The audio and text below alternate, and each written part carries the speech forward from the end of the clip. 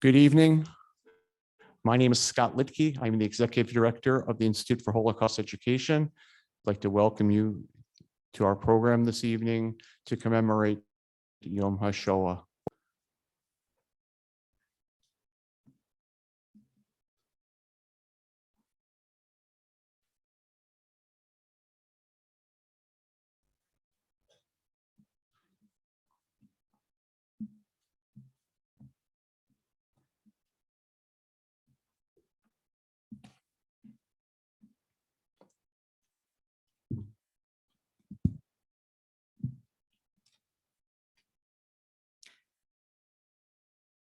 We're gathered here tonight to remember the 6 million men, women, and children who were murdered, to remember the parents, the grandparents, the sons and the daughters, the grandchildren and the great-grandchildren, the teachers and the scientists, the doctors and the homemakers, the rabbis and cantors and librarians and merchants, the humble and the prominent, the veterans who fought valiantly for their adopted homeland, the school children just beginning their lives,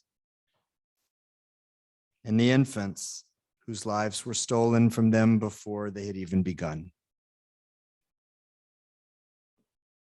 Those whose names we know and those whose names we don't know.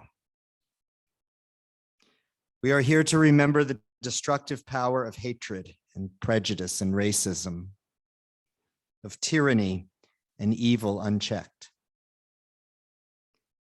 We are here to remember the irreparable damage caused to the world, to the whole cosmos, because people stood idly by or went along with the crowd and thought that, well, at least it's not me. We're here to remember the warriors, the valiant many who took up arms to defend the defenseless, and those who risked everything to get a gun or a scrap of bread for the hungry.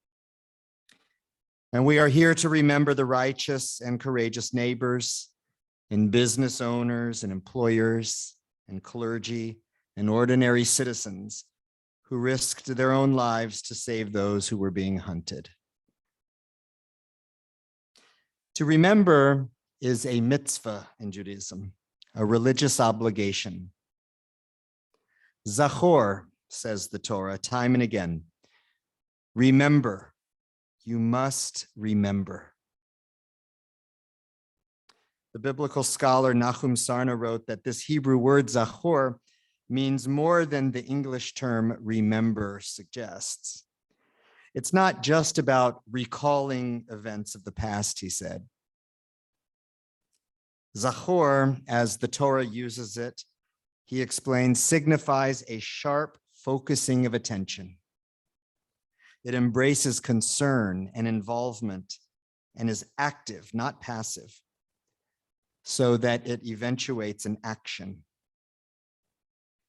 To fulfill the mitzvah of remembering the past, in other words, means to carry the experiences and the lessons and the stories and the lives of the past forward into the present and into the future.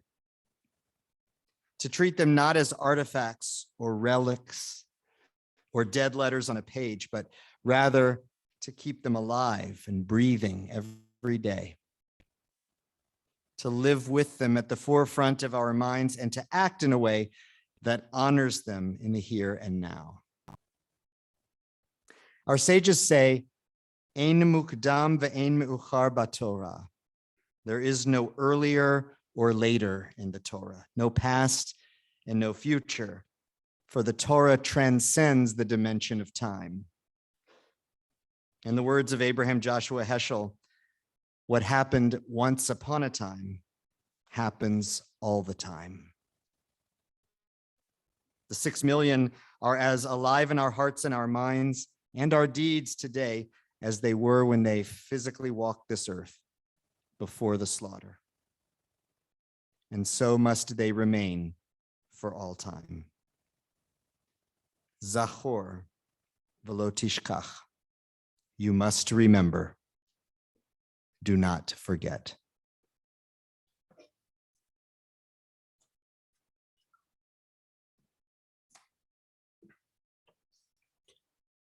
Ten years ago, I traveled to Poland with my Zaidi Mottel, my grandfather. We're in a town called Rzepeniec, in which his entire family were shot and killed in a mass grave. Siblings, cousins, mother, uncles, aunts, friends. A few hundred people were buried in that mass grave, shot and murdered. In Rzepeniec, Zaidi Mottel turns to his grandchildren, one of them me, says, remember, Zachor, who you are. Remember that you're a Jew. Remember that your presence is holy, and that remember that you're the link from the past to the future. Ari, your responsibilities are awesome. Don't forget that. There are 6 million people who were killed because they were Jewish. So Ari, Zachor, remember to live like a Jew. Remember to learn Torah. Remember to do mitzvahs. Remember that your life matters incredibly because you're the link from the past to the future. That's what Zachor means to me.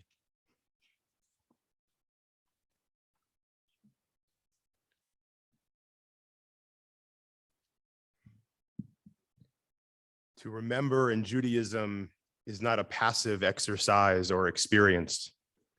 As Jews, the primary purpose for our ritual and liturgy is to abolish time, to make Jews divided by history, divided by geography, into contemporaries, into neighbors. In this way, the many communities of Judaism are unified into a single people, and the experience of many Jews into a single story. A little over a week ago, we sat around the Seder table and recited B'chol Dor Vador. In every generation, we are required to see ourselves as if we came out of Egypt ourselves. Perhaps nothing is more quintessentially Jewish than our obsession with memory and retelling stories from generation to generation. Memory in Judaism is attached to action. We do not simply think about the story of the Exodus. We relive it, we teach it, we see it, we taste it, we remember it. We sit with our children and grandchildren on Purim and remember what happened to us in Shushan. We use grogers and we hear it. When we want to remember the journey of our ancestors that took us in the desert, we build a sukkah. We feel it, the elements around us. And we want to remember the miracles of Hanukkah, of oil lasting 8 days. We light candles so that we can see it. And tonight, we remember by listening and by learning, for that is how we create ritual and keep the memories of those who perished alive forever.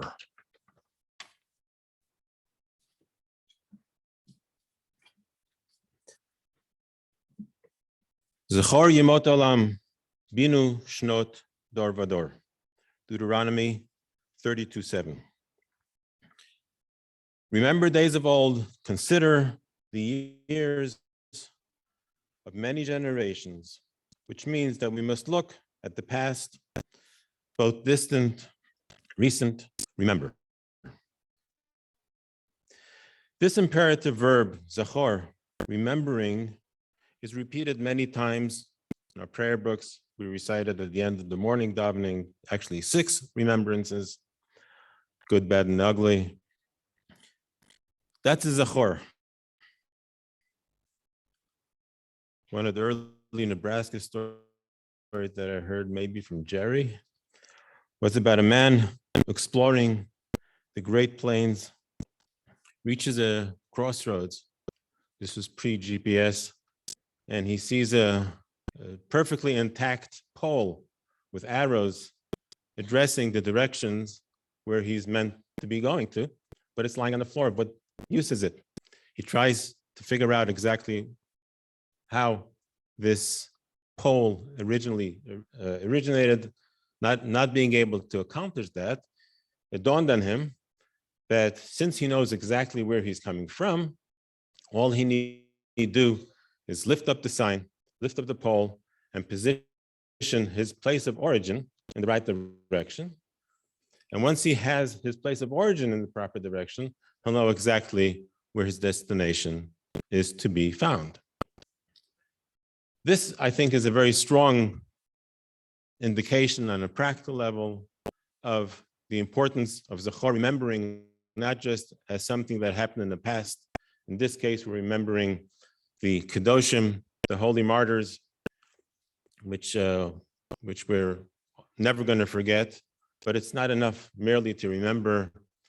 There is an imperative, there is a call to action. What are we going to do to make this world a more godly world, a goodly world? And through our actions that we take upon ourselves tonight, we will hasten the coming of Mashiach, the perfect state that we've all been praying for all these years. May it be speedily in our days.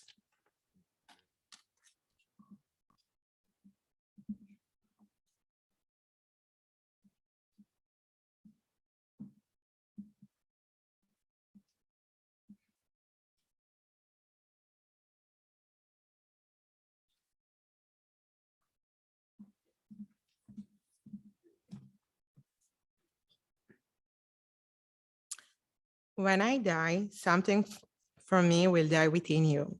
When you die, something from you within me will die along with you.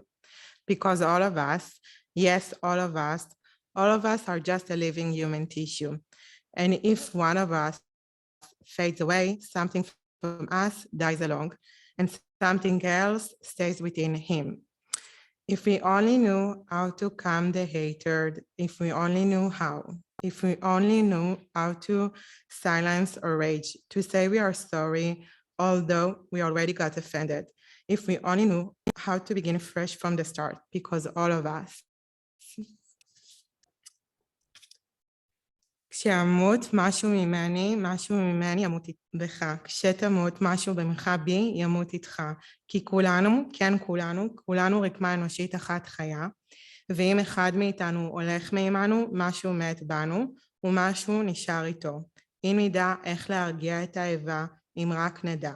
אם נדע להשקיט את זעמנו על אף עלבוננו, לומר סליחה, אם נדע להתחיל מההתחלה, כי כולנו,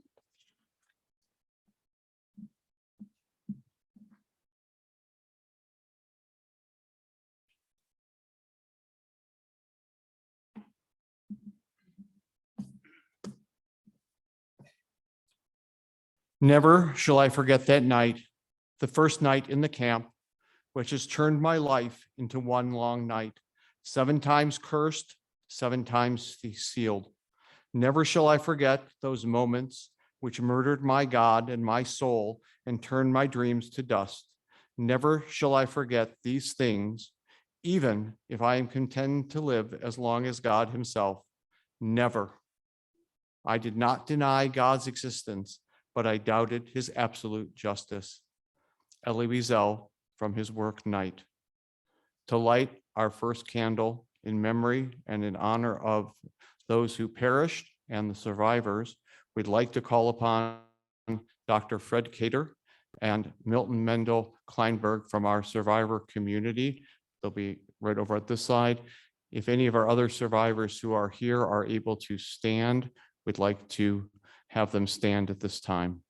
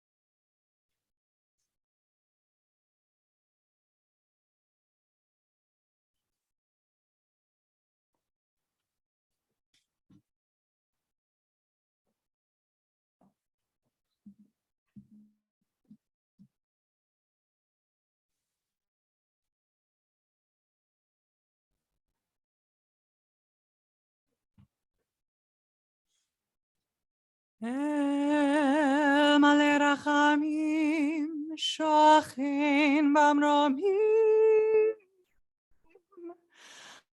hamtzei menucha nechana, tachat kanfei hashchina, b'malot kedoshim u'taharim, kezohar rakia, umhaizirim,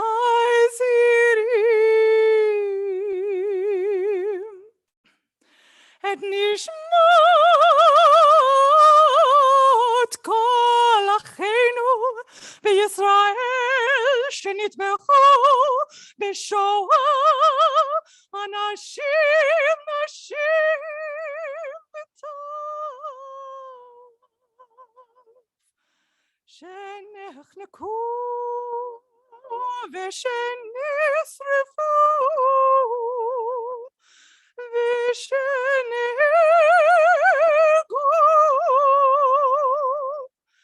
began Eden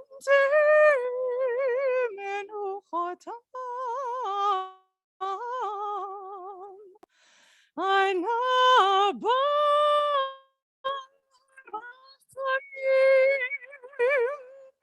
יסתירים בסתר כנפיו לעולמים ויצרור בצרור החיים את נשמותיהם אדוני נחלתם וינוחו ושלום על משכבותיהם ונאמר אמן.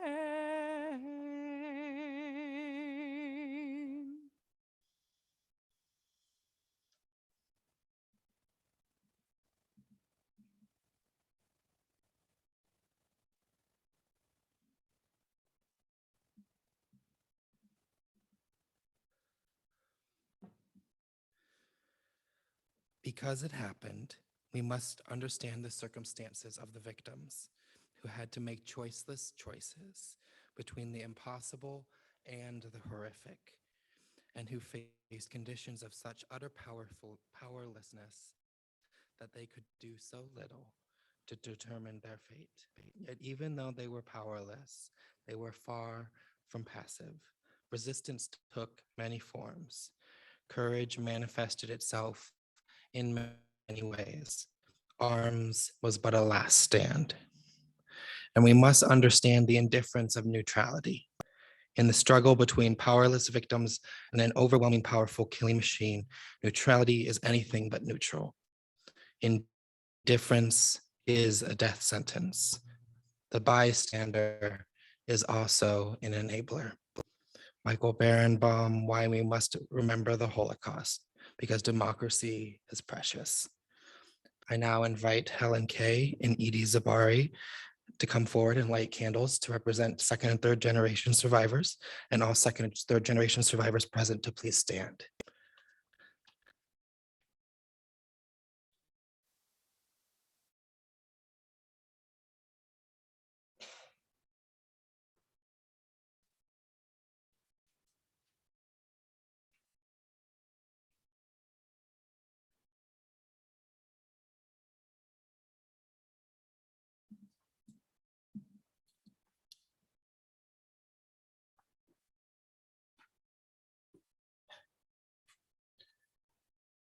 Mizmer LaDavid, Adinoi Roi Loyachser, Binois Desha Yarbitseni, Alme Menuches Yinahaleni, Nafshi Yesheviv Yancheni, Bemaglet Tzedek Leman Shemoi, Gam Ki Elech Begates Almadas, Loi Ira Ra Ki Ata Imadi, Shiftecho Umishantecha, Hema Yinachamuni, Tarich Lefanai Shulchan Neged Sederoi, the Shanta Bashem and Reishi Kaisi Rivaya, Ach Toiv Chesed Yudafuni Kol Yemei Chayai, A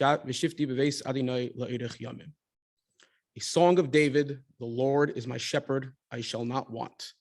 He causes me to lie down in the green pastures. He leads me beside still waters. He restores my soul. He leads me in paths of righteousness for his name's sake. Even as I walk in the valley of darkness, I fear no evil, for you are with me. Your rod and your staff, they comfort me. You set a table before me in the presence of my adversaries. You anointed my head with oil, my cup overflows. May only goodness and kindness pursue me all the days of my life, and I will dwell in the house of the Lord for length of days.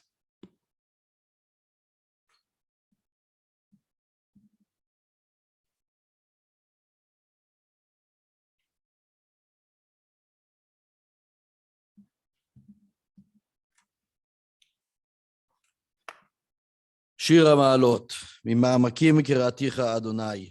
אדוני שמעה בקולי, תהיינה אוזניך קשובות לכל תחנוני. אם עוונות תשמור יה, אדוני מי יעמוד. כי עמך הסליחה למען תברא. קיוויתי אדוני קיוותה נפשי ולדברו אוכלתי. נפשי לאדוני משומרים לבוקר, שומרים לבוקר. יחל ישראל אל אדוני, כי עם אדוני החסד והרבה עמו פדות, והוא יפדה את ישראל מכל עוונותיו.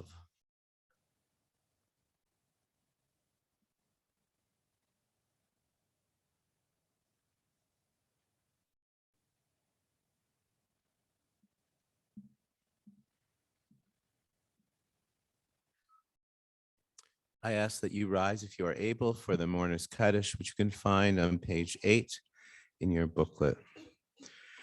Yitkadal v'yitkadash shemei rabbah, Dilma divra kirutei v'yamlich malchutei, v'chayechon v'yomechon v'chayei dechol beit Yisrael, v'galav v'zman kori v'imru, amen.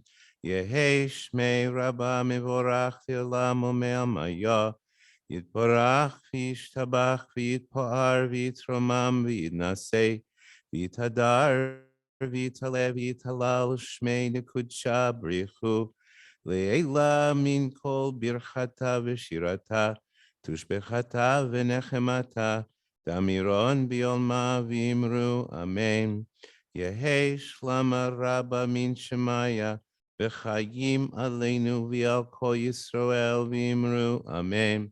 Oseh shalom bimromav, hu ya'aseh shalom, aleinu v'al kol Yisrael, v'al kol yoshvei tevel, v'imru, amen. You may be seated. Thank you.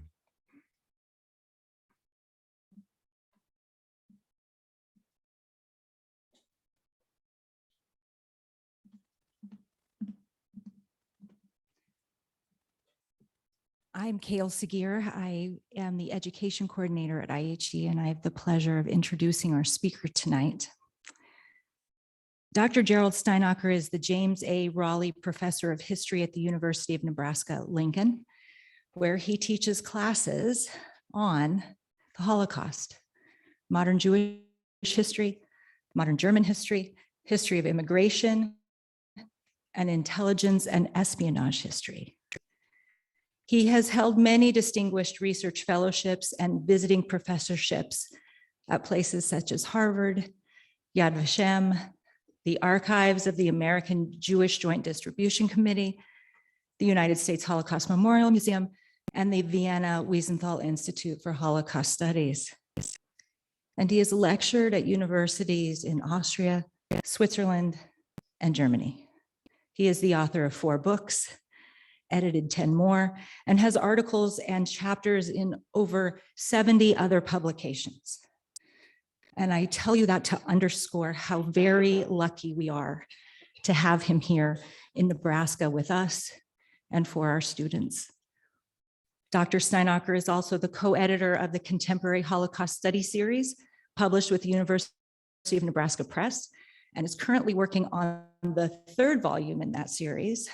And if that wasn't enough, his current research project under the working title Forgive and Forget, Vatican Responses to Nazi War Crime Trials, examines the attitudes of the Catholic Church leadership towards the Holocaust during the first post-war decade.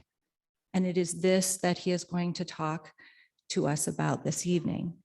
We are so very fortunate to have Dr. Steinacker at UNL and particularly grateful that he is joining us here tonight.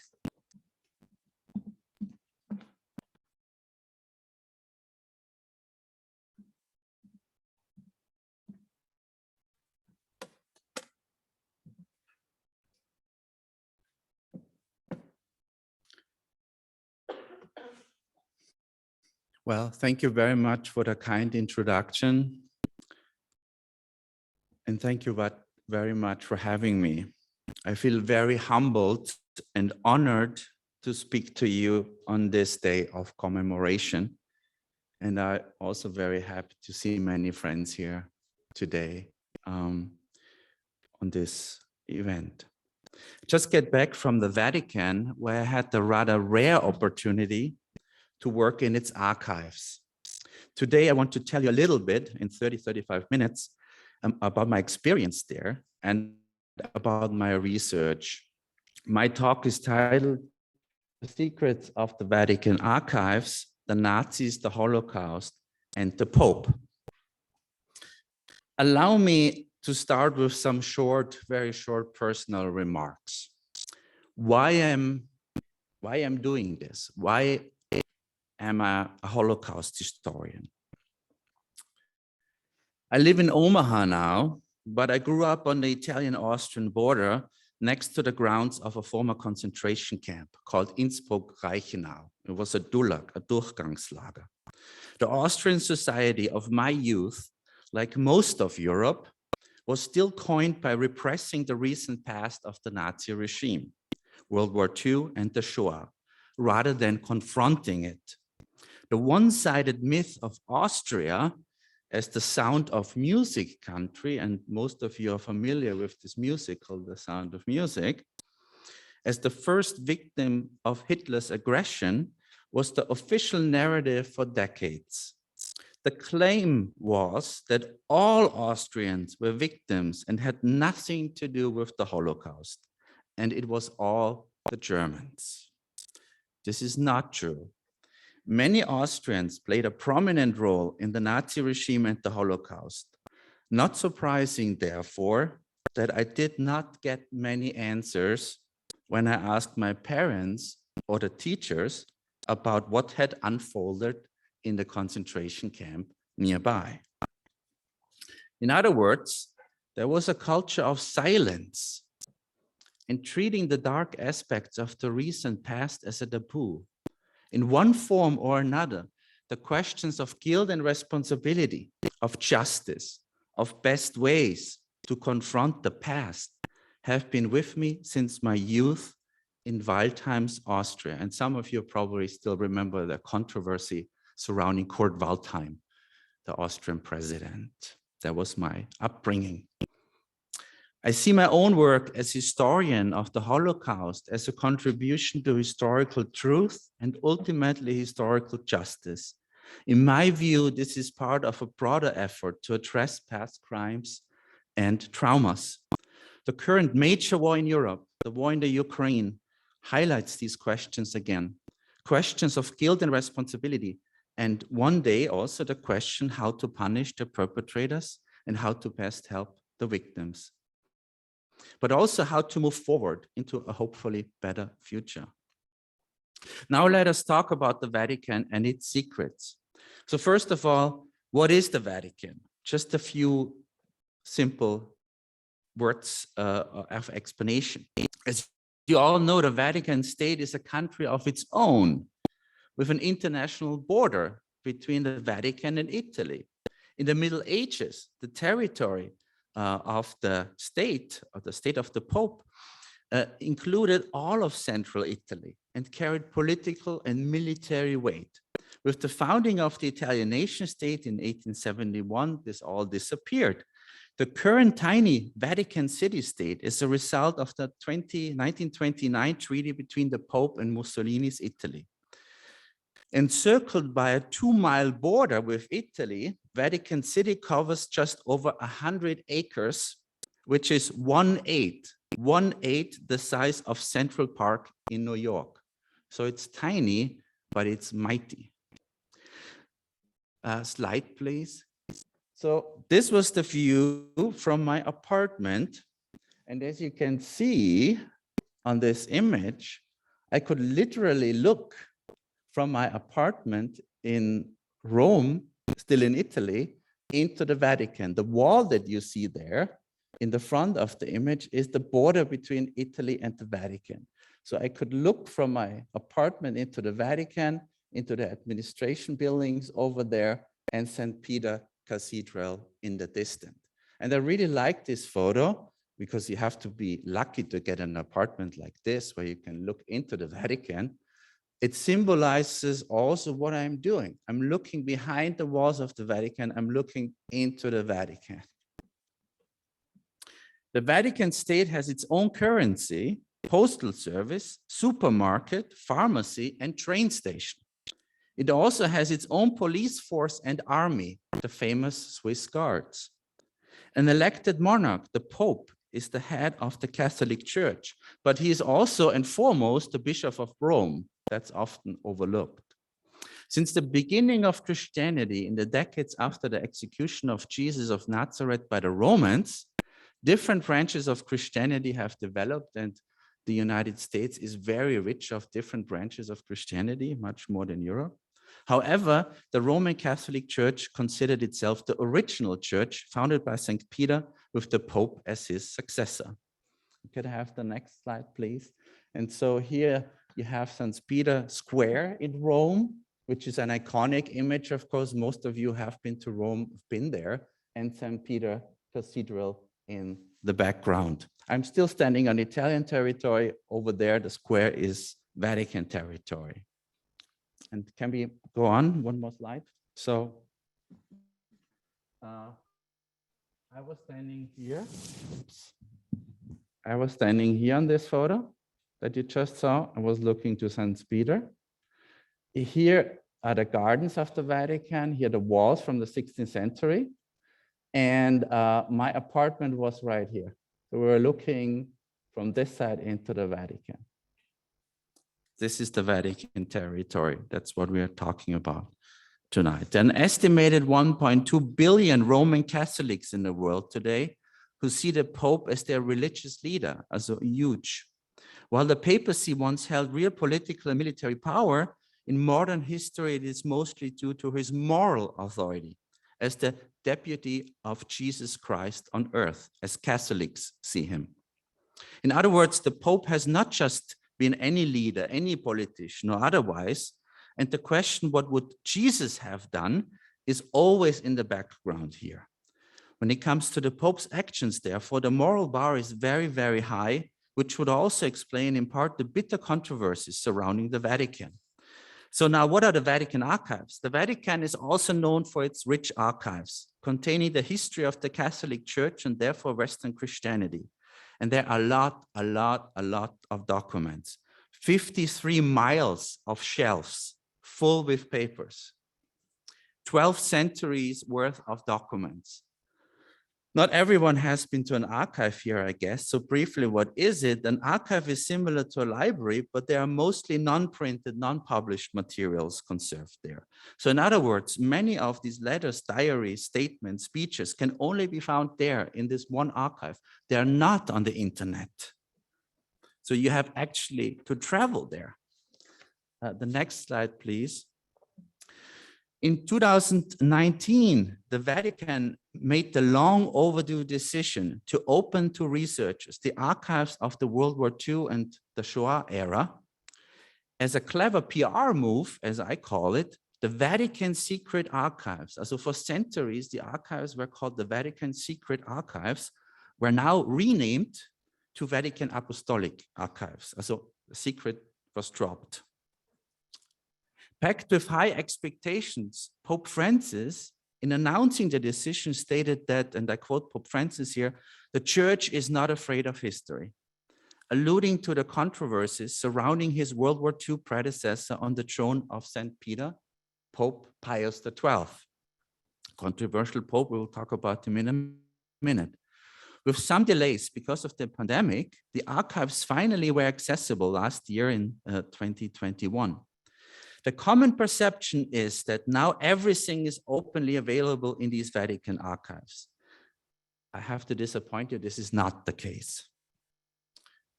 The access is limited, as only academics have access after a long process of approval. Once approved and given permission, the waiting time for a spot in the consultation or reading room is over 1 year now. So once you have a permission, you have to wait for 1 year until you can actually go into the archive for consultation. And next slide, please. So here you see one of the reading rooms in the Vatican archives.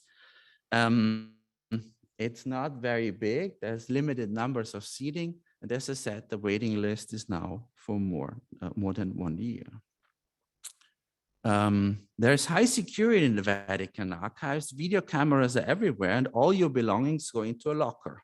One is only permitted to bring a pencil, not a pen, a pencil and a notebook, but no smartphones or cameras are allowed. Taking photos of your own is strictly prohibited. Working in the Vatican archives is also not cheap, especially the photocopies are very expensive. I spent thousands of dollars just for getting copies of documents I needed for my research. So there are financial obstacles as well.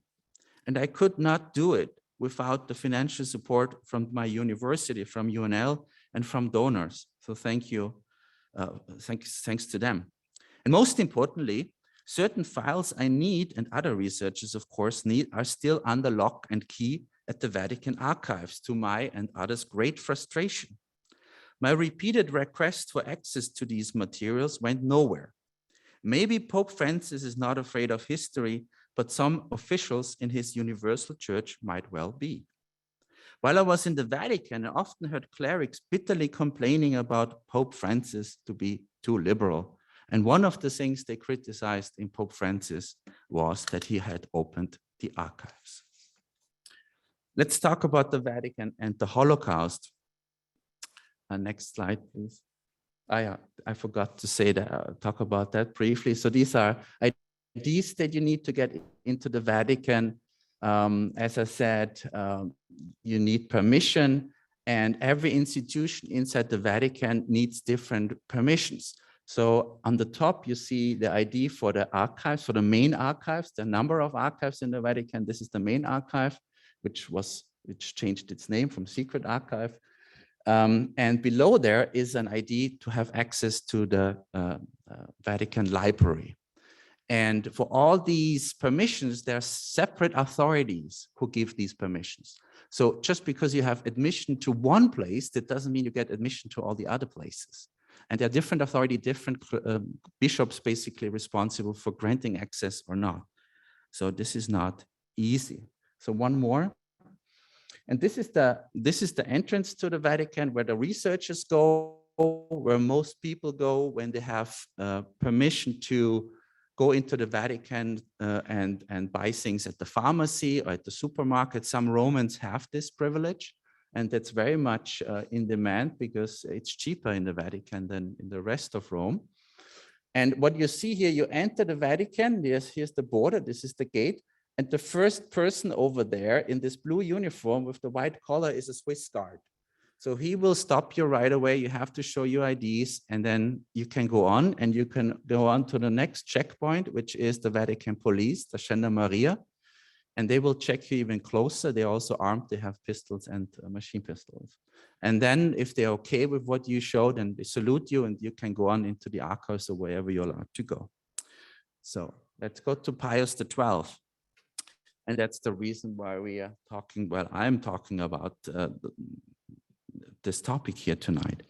Pius XII as Pope reigned from 1939 to 1958, as during the war and the Holocaust.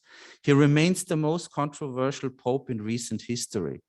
Pius XII, for some at least, was Hitler's Pope who kept silent on the genocide, while for others, the Vicar of Christ on earth did everything possible to help Jews and other Nazi victims. The ongoing push for his sainthood has further churned the waters. Both sides on this debate or controversy have generated an ever-growing volume of research. Also, just in English alone, it's overwhelming. Most of it focusing on the Pope's actions or inactions before and during World War II and the Holocaust, not so much about the post-war years. Eugenio Pacelli, later known as Pope Pius XII, was no friend of the Nazis. I repeat, Pope Pius XII was no friend of the Nazis. But once the Nazis were in power, he believed that compromises with the Nazi regime might be in the interest of the church. His policy was not to endanger the main mission of the church, which is saving of souls. And given that in Catholic teachings, there could be no salvation outside the church, the protection of the institution had priority. But relation between the Nazi state and the Catholic Church leadership soon soured because of the Nazi Nuremberg laws of raids in 1935, because they clearly violated Christian teachings about all humans are created in the image of God. And also these Nuremberg race laws challenged the Christian sacraments, for example, baptism. And this was something that the Pope did not accept, could not let go. We know that Pope Pius XII was very cautious when navigating the time and when navigating between the communist dictatorship and the Nazi dictatorships. Those two dictatorships dominated Europe at the time. He rejected both, but clearly identified godless communism as the main enemy of the church. There is no doubt for Pope Pius XII, the communists were the main enemy. The help for Jews was not the Pope's priority. During the Shoah, Pius XII made some carefully worded statements about the fate of European Jews, but ever the diplomat, and he was really a diplomat that describes him very well. That was his personality. He avoided public confrontation with the Nazi government. One of the statements that is often cited, especially in defense of Pope Pius XII, saying, well, he spoke out publicly and clearly, is his Christmas message from 1942. And here it is. Humanity owes this vow to those hundreds of thousands who, without any fault of their own, sometimes only by reason of the nationality or race or ancestry, because this is translated from Italian, are marked down for death or gradual extinction. This was one sentence in a very long speech that the Pope gave for Christmas 1942. And nowhere here he mentions the victims, the Jewish victims, and nowhere here he mentions the perpetrators, the Nazi perpetrators. Let's go one further. I just want to point out that the knowledge at the time in December 1942 about the Holocaust, about the Shoah, was pretty widespread in the world, including in the United States. The Allies made repeatedly statements, declarations. They addressed the genocide, they described what's going on, and they also made it clear that the perpetrators will be held responsible. And for example, here you have in the Omaha World Herald from December 20, 1942, based on an Allied declaration about the genocide that the Nazis are committing, an article. And this article is very detailed. It talks about the Warsaw Ghetto, it talks about the deportations to the extermination camps. So in December 1942, the information was already out there, very widespread. If people were interested in, they could know. But as you also see here on this slide, it was on page 11. So in other words, it indicates, yes, the information was out there, but it was not on the front page. It was not a priority. The priority for the Allies was winning the war and not saving Jews or other Nazi victims, at least not until 1944, 1945. To be fair, the Vatican church leaders, but especially ordinary Catholic clergy, repeatedly helped victims of the Nazis, Catholics and Catholics of Jewish ancestry, but also Jews targeted by the Nazi regime. But this was very often done by individual Catholic clergy on their own initiative, not given directions from above, from the Pope. But it has to be recognized. Their actions, motivations, and backgrounds of these rescuers were as diverse as the Universal Catholic Church. So why I'm in the Vatican Archives? Pius XII and the Holocaust is also the reason why I'm in the archives. That's not surprising, of course. The war years and the Holocaust are pretty well researched already, but the post-war years on the Vatican are not, and that's what I'm interested in. And I'm particularly interested on two topics which are closely related. The first one is the involvement of church institutions or the Vatican in helping Nazi criminals escape post-war justice on the so-called Red Line. And the second topic I'm interested in is the Vatican stance on the Nuremberg trials and denazification. I think both things are very much connected, and I try to make this point tonight. Next slide, please. So one of the institutions involved in helping Nazi perpetrators escape justice was the Vatican Aid Commission for Refugees. This Vatican Aid Commission for Refugees was set up in 1944 by Pope Pius XII in order to help war victims and refugees, especially Catholics, but not only, not exclusively. It is important to note that the Vatican Aid Commission for Refugees was based on the principle of neutral humanitarianism. And that meant that the Vatican Aid Commission would help everyone who asked for help. Nazi victims and Nazi perpetrators alike. One of the people who was particularly active in helping Holocaust perpetrators escape justice in the context of the Vatican Aid Commission was this man here, an Austrian bishop called Bishop Alois Hudal. He was particularly notorious, and we will see in a minute why. He is often shown, portrayed by the Vatican so far as an outlier, as a black or brown sheep, isolated case. The reality is different, and I found plenty of proof in the Vatican Archives to show that he was not an outlier, that he was not an exception. The only way that he was different is he was talking a lot, he was bragging about his activities, he was also giving interviews at the time in the newspapers, and that became a problem for the Vatican.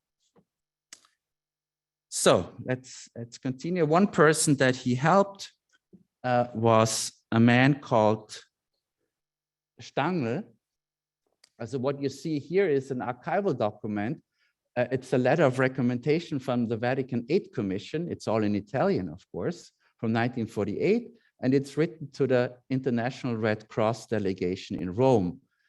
The Vatican Aid Commission is asking the Red Cross to issue a travel document from the Red Cross for this Stangl Paul, who is stateless, former Austrian, who wants to go to Argentina. And here's the signature of the Vatican Aid Commission for Refugees, the secretary. So why a travel document from the International Red Cross? Well, refugees and stateless people at the time, they could get these travel papers from the Red Cross. They were kind of substitute passports. And with these travel documents, people could travel overseas and leave Europe. And that's what Stangl wanted to do. A few days later, he goes with this recommendation letter to the delegation of the International Red Cross. Next slide.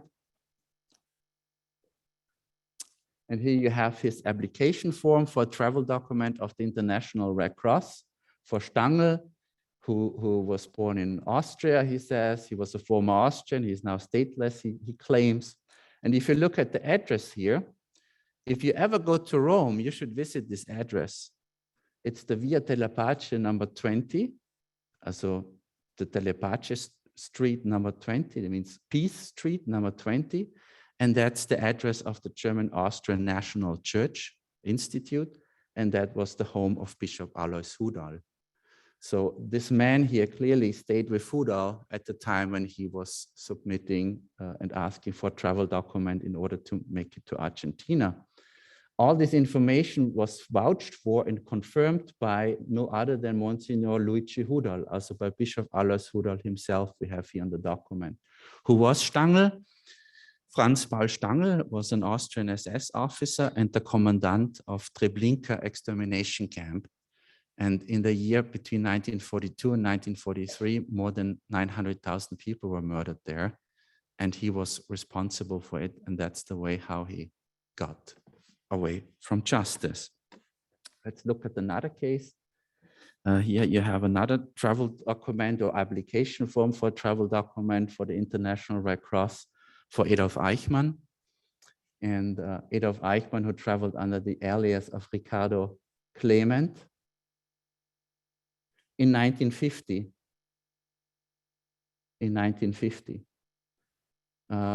And that's also something to keep in mind. It didn't happen immediately after the war, but often years later.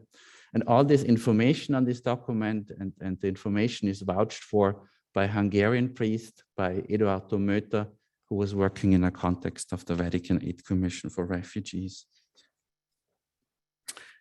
So in the end, with the help of the Vatican Commission for Refugees, tens of thousands of Nazis, war criminals, fascists, and Nazi collaborators from all over Europe made it to new shores. I'm sure you're familiar with some names like Klaus Barbie or Walter Rauf, Otto Wächter, Josef Mengele, just to name a few prominent Nazis. So my research question is not exactly what they did, because we already know quite a lot how this whole system worked. My research question is, why did they do it? Why did the Vatican help Nazi war criminals escape justice? I think that one answer to the disturbing question is the Vatican's attitude versus Nuremberg justice. The leadership of the Catholic Church, Pope Pius XII, and his closest advisors, together with many cardinals and bishops, were strongly opposed to the Allied war crime trials and denazification efforts. First, he was very diplomatic and, like he was, very careful. But by 1948, this had turned into an open holy crusade against Nuremberg justice, as I call it. They not only voiced their concerns, but attempted tirelessly to undermine and even derail these developments. They intervened with petitions sent to officials at every level, up until and including the US president, provided witness statements for the defense. Catholic leaders initiated and managed public relation campaigns for the defendants and against the prosecution, worked as close aides to the defense lawyers, and even wrote letters of support for war criminals. Catholic organizations were also tireless in providing moral and financial and material support for the accused and convicted Holocaust perpetrators. The importance of Christian forgiveness was a central theme here, forgiveness. In the Catholic tradition, forgiveness comes ultimately from God through the priests. And this is important now. The forgiveness of the victim is not required in the Catholic tradition. So the victim in this Catholic forgiveness campaign plays no role. The tone was set by Pius XII. And can we have the next slide? So here you have a New York Times article from 1948 citing a letter from the Pope to the German Catholic leaders stating that the world should forgive and forget Germany's war crimes. This is in 1948. This is only 3 years after the end of the war. The interventions of high-ranking church officials, including the Pope's ambassador in Germany, at times culminated in demands for general amnesty for all war criminals. Such an amnesty would have amounted to undoing the Allied efforts to bring perpetrators to justice, and the United States especially put a lot of effort in bringing perpetrators to justice. The whole project of the Nuremberg trials was an American project. I have to underline that. So there was a lot of effort made, at least in the first few post-war years. And can we have the next slide? So here is the answer that the US authorities gave. It was the highest US authority in Germany, the US High Commissioner John McCloy, who wrote to the ambassador of the Pope in January 1950. Also, this is the time when Eichmann made it out of Europe. I have been, and the American authority writes to the Pope, basically, to the Pope's ambassador. I have been somewhat disturbed, however, in examining these petitions by what appears to be a persistent tendency to question the legal basis for the persecution and the judicial soundness of the judgments. I do not believe that world opinion generally is prepared to accept the proposition that the crimes have yet been sufficiently atoned for, or that the German people should now be allowed to forget them. anything approaching a general amnesty would fear be taken as abandonment of the principles established in the trials of the perpetrators of these trials. So it's pretty clear that the American authorities said they're not okay with that. In 1950, that would change on the background of the Cold War, because a few years later, Germany was needed again to fight the new enemy, the Soviet Union. Germans were needed again, and the war crimes trials basically ended.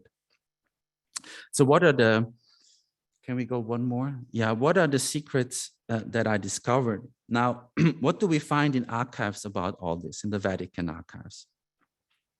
Rather than the proverbial smoking gun that many people expect, especially the media, filmmakers. There are many filmmakers now reaching out to me, and I want to make a film about it or documentary about what we're going to find in the Vatican archives.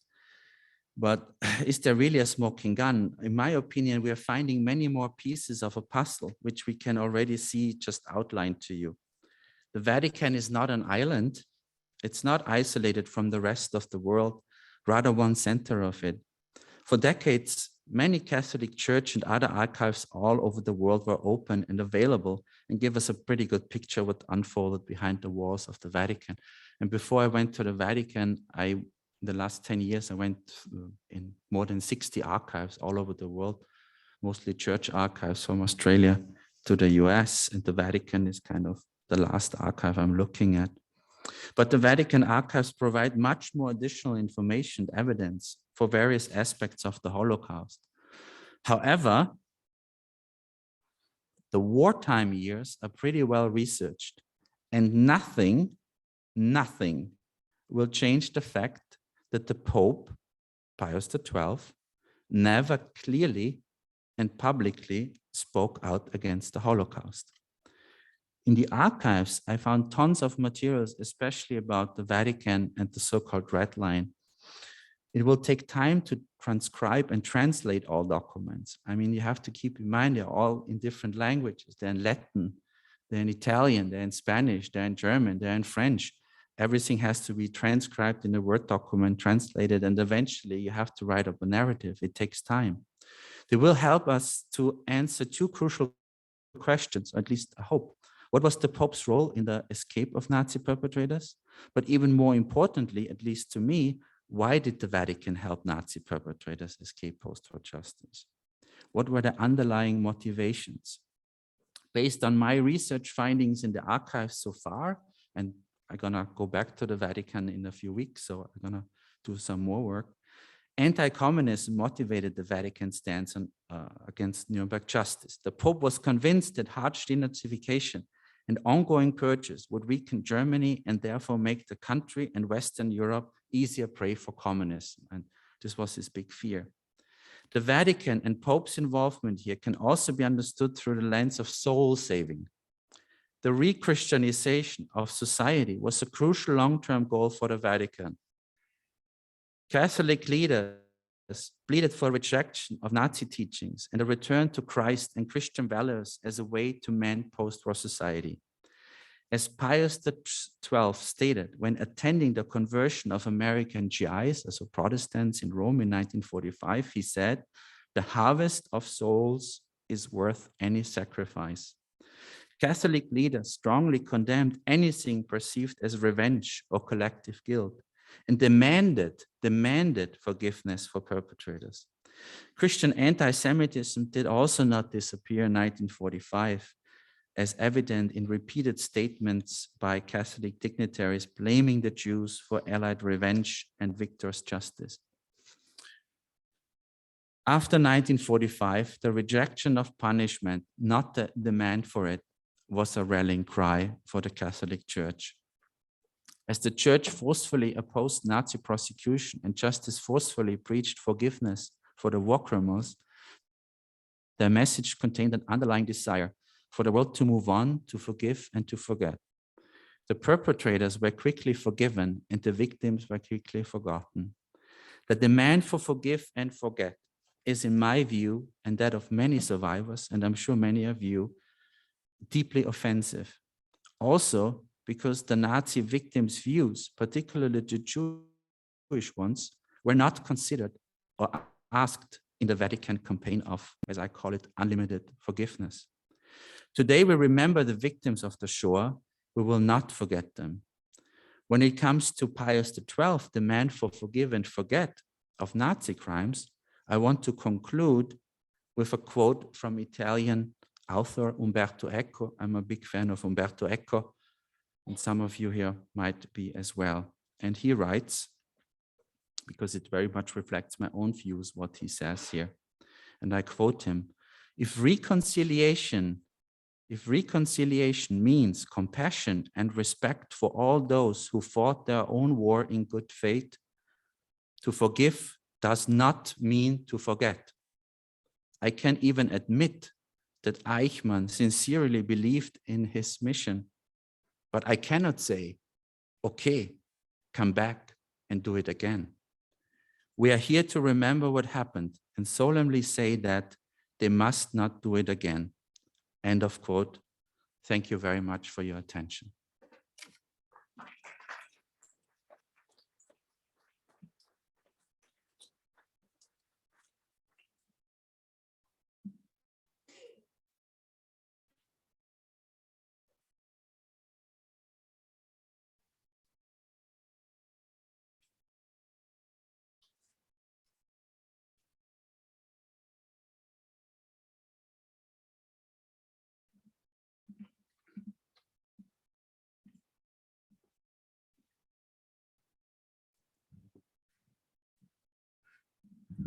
The partisan lead, the song of the partisans, has become an anthem for survivors of the Shoah and an important part of every commemoration thereof.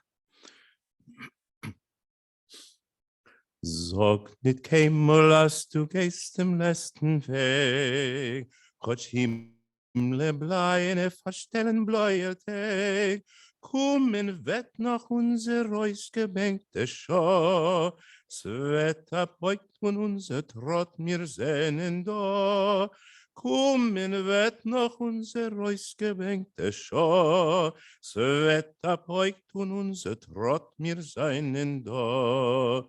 Von grünem Pammenland, von weißem Land mit Schnee.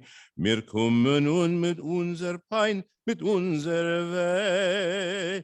Und ungefallen sie spritzt von unser Blut. Sprutzen wird dort unser Gewurra, unser Mut. Und wo gefallen sie spritzt von unser Blut. Spritzen wird doch unser Gewurra, unser Mut. Da sagt nicht keinmal, als du gehst im letzten Weg. Gott Himmeln bleine verstellen bläute. Kommen wird noch unser ausgebänkte Schau. Se wird abheugt von unser Trott, mir sehnen da. Kommen wird noch unser ausgebänkte Schau. Se wird abheugt von unser Trott, mir sehnen da.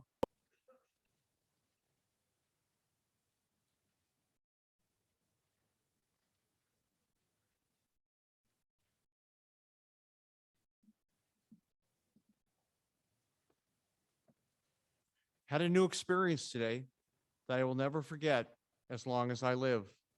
I had read a lot about concentration camps and the brutal treatment given to prisoners, but often wondered if it were all true. Now I can vouch for it. The camp covered an area of probably 10 square blocks, and much of it was surrounded by high cement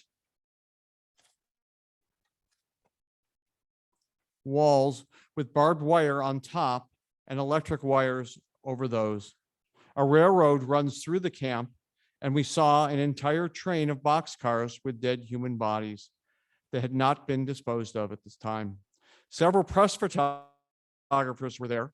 So if you see pictures in the newspapers or Life magazine, I would appreciate your letting me know and saving them for me. Some of the medics are in the pictures, and they may even be shown in the movies, as there was one movie camera there. the words of Liberator Medic Clarence O. Williams. I would like to invite for the final candles, Mr. Bruce Crawford and Clarence's son, Dr. Tom Williams, up to light the candles.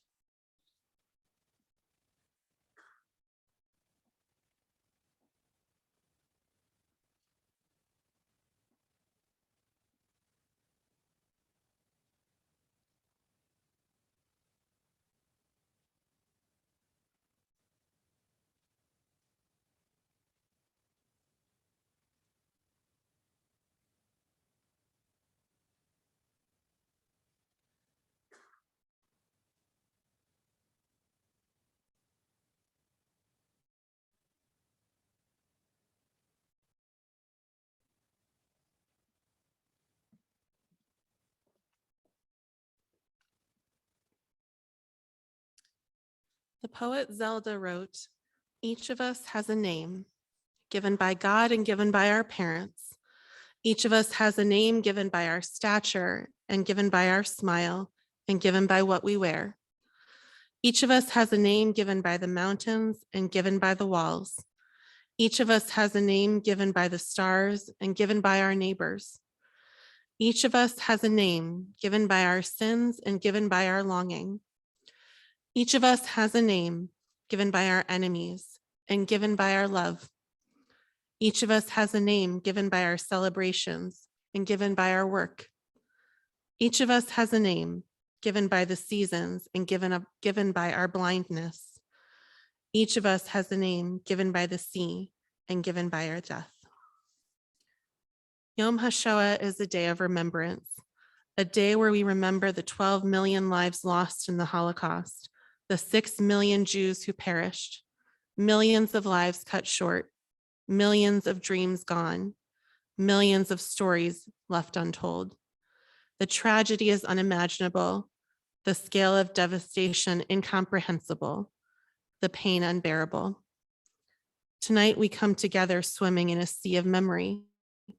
How do we tell the stories? How do we begin to comprehend the enormity of such a loss of such magnitude? How do we zachor? How do we remember? We remember the names. A name is so much more than the sum of its part, its recognition and its history and its identity. A name is how we're known to the world, and most importantly, it's how we're known to ourselves. Names are stories, and they hold power and they hold memory. Tonight, we remember the names. Tonight, we share the stories.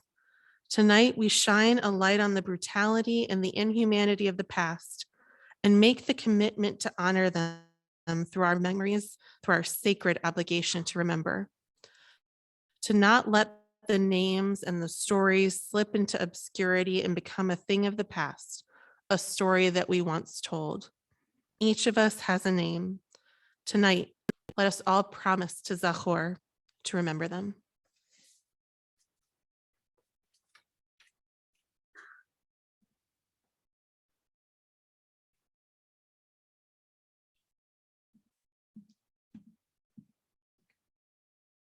We're on page 11. I invite you to rise and join with me in Israel's national anthem, Hatikva.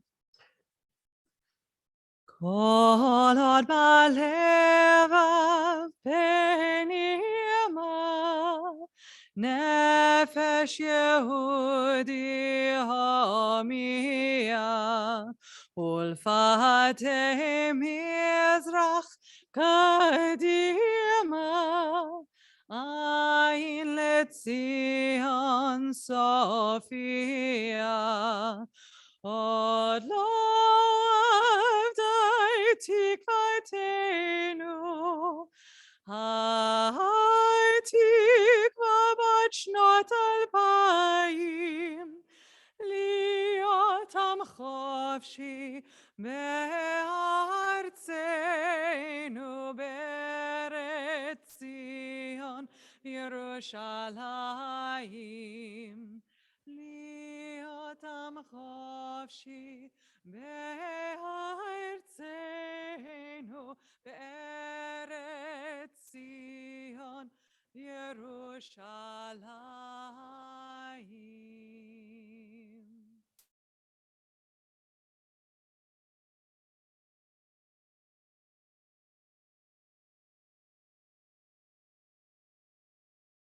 May the memory of the victims of the Holocaust be for a blessing. As you leave, if you would like a yellow Yortzeit candle to light this evening when you return home, you'll find them on a table right outside the door. Thank you very much for being here.